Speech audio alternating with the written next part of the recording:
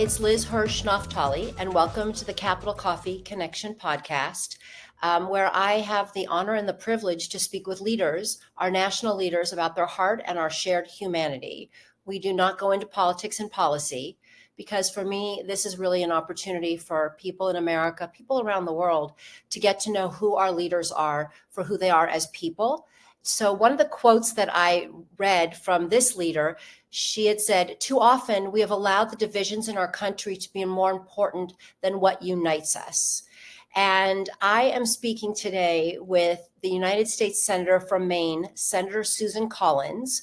And I want to say welcome and thank you for being here. Thank you, Liz. We met, and I remember the date. I remember when I met you. It was a very unique meeting, and it was on October 19th, 2023.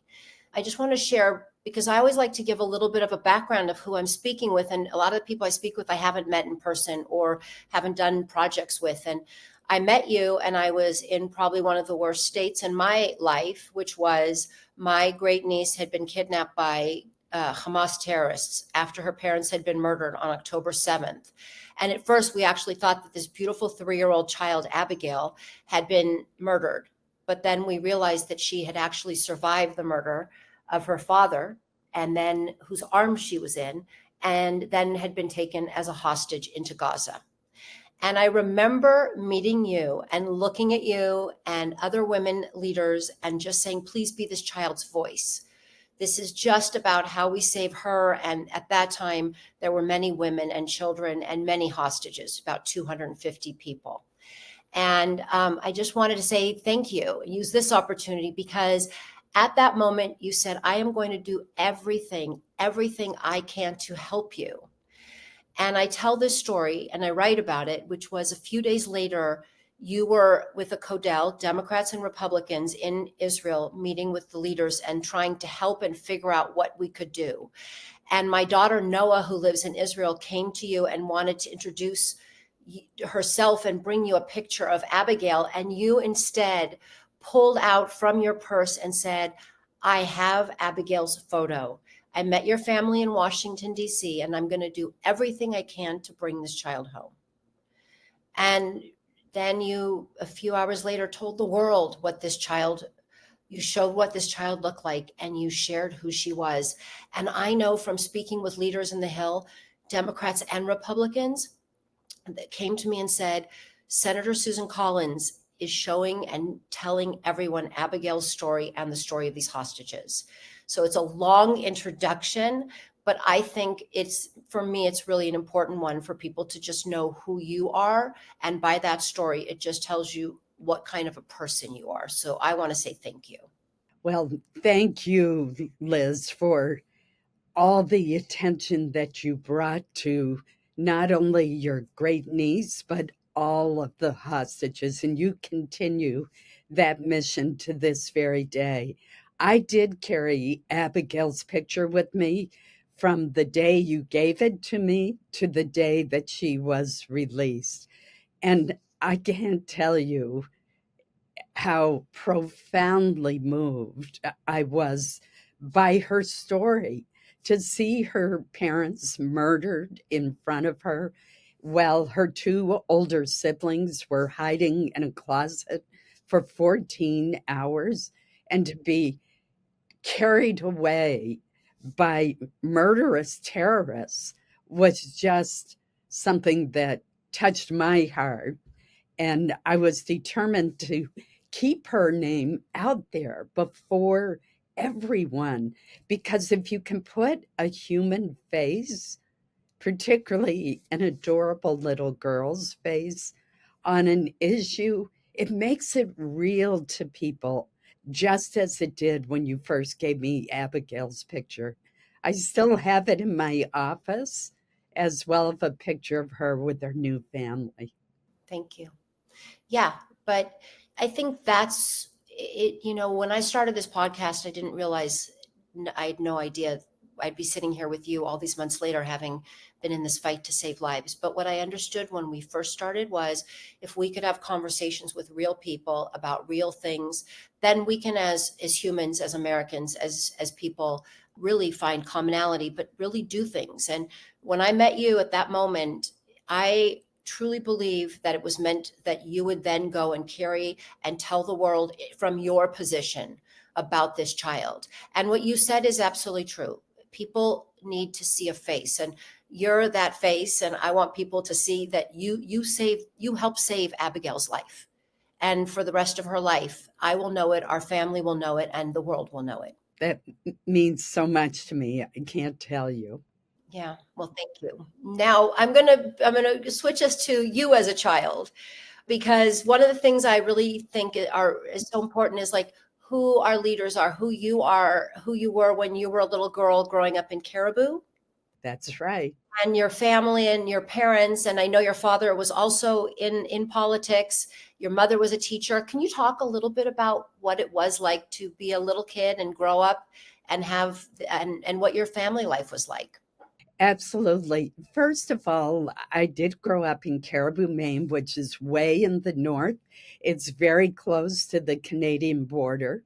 And my family has what is now a sixth generation family owned business, a retail lumber business that my two younger brothers and one of my nieces and one of my nephews run now. They have 5 stores in northern Maine, and the business was founded in 1844. So my ties to Caribou and to the state of Maine run very deep. My mother, by contrast, was from New York State. And she went to college at the University of Maine, which is where she met my father, and lived the rest of her life in Caribou. Both of them were very active in their community and in their state. They both believed really strongly in community service. I remember my mother once telling me when I came home from school that if you just stayed on the sidelines and complained, you had no right to complain, that you had to get involved. Both she and my father served as mayor of Caribou at different times. And my mother was chair of the school board when I was a senior at Caribou High School. So she actually signed my diploma. My father served in the state senate, and my mother was one of the first women to chair, if not the first woman, to chair the University of Maine System Board of Trustees. So both of them were very active. And I always said about my mother that no matter what kind of board she was appointed to or elected to, she always ended up running it. And that is really true. I love And that. I'm one of 6 children. I should probably point that out as well. Wow. And where are you in the order of six children? I'm the third child, and I honestly believe being the middle child trained me in some ways to work out disputes and to try to be the go between. The other childhood experience I want to share with your listeners is the area I grew up in. Was known for growing potatoes and the forest products industry, and I picked potatoes as a young child. Back when I was growing up, we went back to school in mid August, went to school for 3 weeks, and then recessed for 3 weeks so that the community could come together Wow. all across Aroostook County and help the farmers get the crop in before it became too cold and the crop would freeze in the ground. And if you think about that, first of all, I got to tell you, it teaches you what hard work is. It was backbreaking work. And, but what it really teaches you is how important it is for a community to work together. Yeah, and you kind of cut me off. I have one of my questions that I don't have to say now is what was your first job? I also love that it's, people who are watching, they kind of look, and I know you made a comment saying like people could not have believed that I came from Caribou and I'm now a US Senator. I read about that, and it makes so much sense. But I also think people look at it and they're like, oh, she's a US Senator. She may not understand my plight or what I've gone through. But when you also have done a job that is getting dirty, getting your hands physically, not metaphorically, I think that you can relate to a lot of people. And it's a beautiful story. It's a beautiful story of community, but it also shows that like part of life for you has always been to be able to stop doing what you're doing, fix something, take care of something, and then continue on, which I think is the sign of leadership. Well, I think it is too, because one of the other lessons that my mother taught me when I was picking potatoes is she said, and I was only 10 years old at the time, and she said, you're making a commitment to the farmer and you cannot quit. No matter how hard it is, you cannot quit. And I have literally worked since age 10. I Yeah. picked potatoes, I babysat, and then when I got a little bit older, I read the story hour at the local library. When I got a little bit older, I worked at Caribou Public Library. So I have always worked, and I believe in the dignity of work. I Yeah. learned a lot from those experiences. It was a great experience. Okay, talk about great experiences. So I have a little preview into this last weekend. You had a great experience back in not in Caribou, but with your Caribou high school team. And I understood there was a lot of winning, and you were really excited. And could you talk about it? Because I also understood you played some basketball back in the day, and now your women, girls, and boys teams both won. What was this like? I love basketball, and I can't tell you how exciting it was to watch both of these games, but particularly the girls' game, which was decided by 1 point. It looked impossible for them to win, but they never gave up. They played with such heart and they managed to pull it out. The boys' game was less exciting, but equally satisfying to have them win by 16 points. So Caribou, for the first time in history, went home with two gold balls, as we call it, two championships. So very exciting to be there. And the girls' team gave me a piece of the winning net. They must have been so happy to have their senator, this woman, this leader. It was so much fun. I often hope that I am a role model for girls who are growing up, particularly in smaller communities in Maine. I've made a point of visiting more than 200 schools, and I love the idea that I might be able to inspire a young girl or a young boy to realize that they can do it. That if I can go from the halls of Caribou High School to the chambers of the United States Senate, they too can achieve their dream. I have a question. What's the worst advice that you've ever received? That's that's a hard one. I tend to dwell on the Okay, good the advice best that I've advice you've ever received. the best advice, and I know it sounds cliched, but is to not give up. I ran for governor back in 1994, and I won an 8-way Republican primary only to lose in the general election. And at the end of that race, I was flat broke. Actually had lent the last of my savings to meet the payroll of the campaign. I was uninsured and I had no job. And I was about to have to do the humiliation of asking my parents for a loan in order to be able to pay my mortgage, Yeah. literally. And when I got offered a great job at Hudson University in Bangor, Maine, and I took the job, and fortunately, they hired me instantly, and it was wonderful to be back on a payroll again and be insured. But then just a year later, Bill Cohen, for whom I had worked for many years in the Senate, decided he wasn't going to run again and called up and shared that news with me. And people all over the state started calling me and encouraging me to run. And I'll never forget one woman saying to me that she hoped I would run because I'd been such a gracious loser in 1994. So it was a hard decision to once again give up a job and be without Yeah, income. And and I'm so glad that I realized that you have to take risks in life in order to achieve your goal.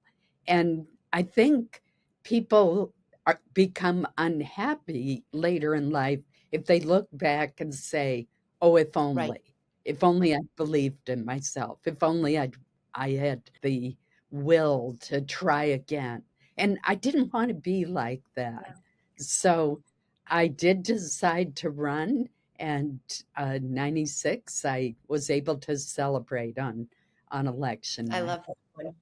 And I also saw that you like to dance. So, when you were celebrating and you're dancing, that's who Susan Collins is.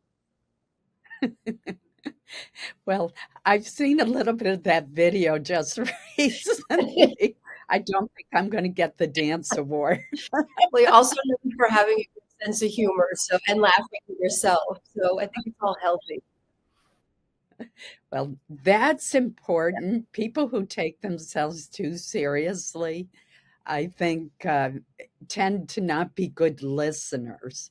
And boy, we need people who will listen to one another and realize that they might not have all the answers. It's possible that your opponent's actually right about something. And I think that's something we've sort of lost in Washington that I hope that we can I regain. agree. Amen. So rapid questions. What is your favorite sound? A piano playing. I took years of piano lessons, so I love hearing a piano. Good. Beautiful. And favorite color? Blue, although red is more associated with me because that's my campaign color. Favorite scent or smell? Probably, I know everybody would say a flower, but I love the smell of a stew on top of a stove that's been cooking for hours. I like to cook. I love that. What is your favorite thing to cook, by the way? Blueberry muffins, without a doubt, with wild Maine blueberries. And I make great blueberry muffins because it's my mother's recipe. And they have to actually have a beautiful scent when they're cooking They too. So, do. I should have probably chosen that. yeah, yeah. But as long as it's food, it's all good. Who is your biggest cheerleader? Probably my brothers and the ones, particularly the brothers that live in Maine. All three of my brothers live in Maine, but two of them still live in our hometown of Caribou. Favorite, and those are the two that run the lumber mill. Yes. Yeah. What is your favorite dessert? Is it the muffins? No, it's probably tiramisu. I love tiramisu. And the other thing is a melt in your mouth blueberry cake, a very old recipe from an old Maine cookbook. And I love making that. And it's very light and delicious. Sounds amazing. And so on the weekends when you're back in Maine, you find time to cook. It's just your sort of happy time. I try to, particularly if I'm leaving my husband for the week, which is often the case, usually the case. I try to leave him with homemade muffins to get him through the week. It's one way to compensate. That's very sweet, no pun intended. Very nice. And in Maine, there's a lot of outdoor sports. Are you still active and are you still doing hiking and things that are in the outdoors? Because you have a beautiful state. I certainly do. I used to be an avid cross country skier. I love cross country skiing. It's so beautiful out in the woods and through the trails. But now Ever since breaking an ankle a few years ago, I really can't do it. In the summertime, however, I love kayaking. And we have a little cottage on a lake in Maine, and we go out. My husband and I go out together in a kayak, and we usually put our black lab in with us. And it's such fun. She loves the water and she loves going kayaking with us. So to me, that is so peaceful. It's so beautiful. And I love when the lake is glassy calm and to be out there kayaking. Wow, it's a beautiful picture you've just described. So thank you. What is your black lab's name, by the way? Pepper, and she just turned 7. And if I do say so, she's the sweetest dog in the world. I'm sure she is very sweet. You have a lot of sweet things, and I'm sure your husband is sweet. So it sounds beautiful. Thank you. It is. Okay, but so when you do go home, do you have one household chore that is, besides cooking, that is your job? Well, we usually split things like dishes and the laundry and that sort of thing, but I'm definitely the cook. There's no doubt about that. That's something that is exclusively my province. I got it. I got it. He can heat things up, I am assuming. Right, exactly. Good. Or microwave. Yeah, exactly, exactly. And we may have already touched on it, but as we're sort of getting towards the end, I would love to, if you could just talk about what is Susan Collins' superpower? I think my superpower is getting groups of people together and to agree. And I've convened groups over and over throughout my Senate career of Democrats and Republicans.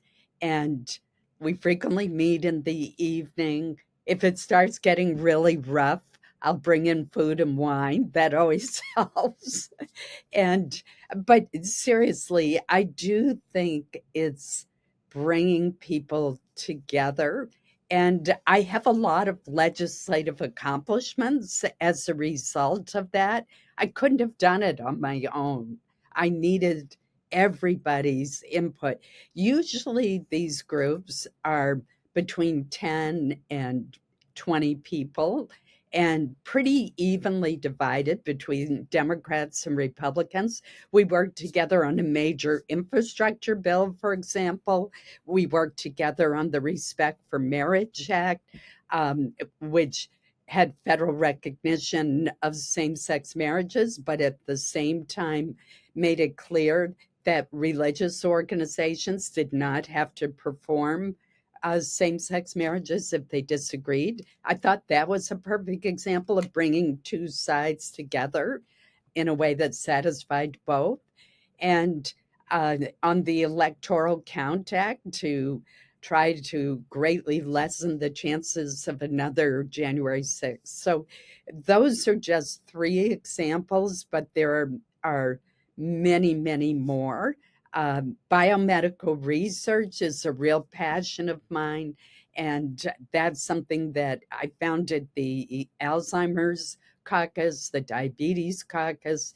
And again, completely bipartisan. Those diseases don't care what party you belong to. They And don't. Yeah. we've made progress because of that approach. So I would say that that's my superpower. Listen, we need a lot more people with that superpower because I believe that is how it goes back to what you're saying. It's about listening. And you said it beautifully, which is sometimes you don't have the answer. And what I go back to where I started, which was I felt like I was a very strong person. I kind of had a lot of answers. After October 7th, I didn't have the answers and I didn't know what I was going to do. And I looked and I said, I need help. But I also had to listen over and over and over again to people to get ideas, to understand how to do what I needed. But I also had to just sit there and look at somebody who, like yourself, and say, please help. And the one thing that we managed to do was keep the hostages bipartisan. But the one thing I met with Democrats and Republicans, and they all to a T said, Senator Susan Collins is sharing Abigail's story and is fighting for all these hostages. And that's who you are. So it wasn't just one side, it was all of your colleagues on the Hill there. And I think that just says who you are. And so I am thankful to have this opportunity and grateful to know you. And I really believe that we need a lot more incredibly strong women in leadership. And thank you for being one of those incredibly strong, wonderful people who just happens to be a woman.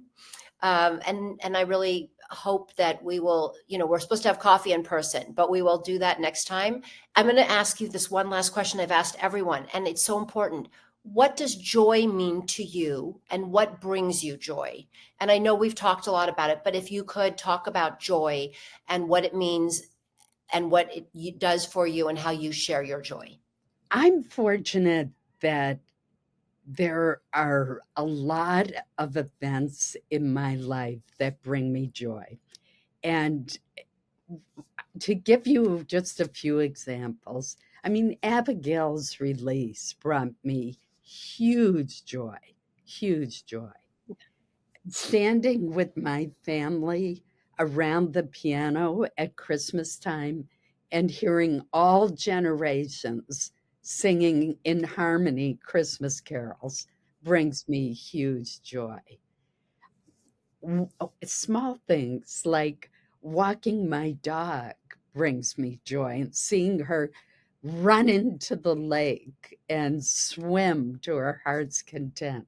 Having people over to dinner where I've made all the food and everybody's relaxed and happy and not talking about politics, that brings me joy.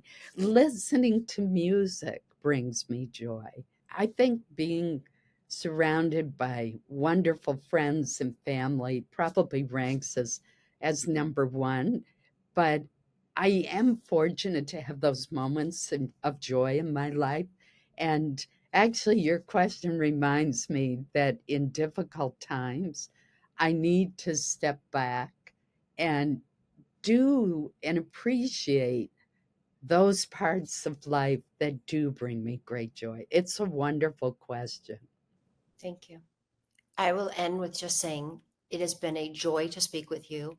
You are a joy, and may we share our joy with others as they listen and learn about who Senator Susan Collins is. Thank you. Thank you so much, Liz. Hi, it's Liz. Please join me every Tuesday for coffee to talk about heart and humanity with our elected leaders. Remember to hit subscribe to get an alert when a new episode is live and for exclusive content. Ciao!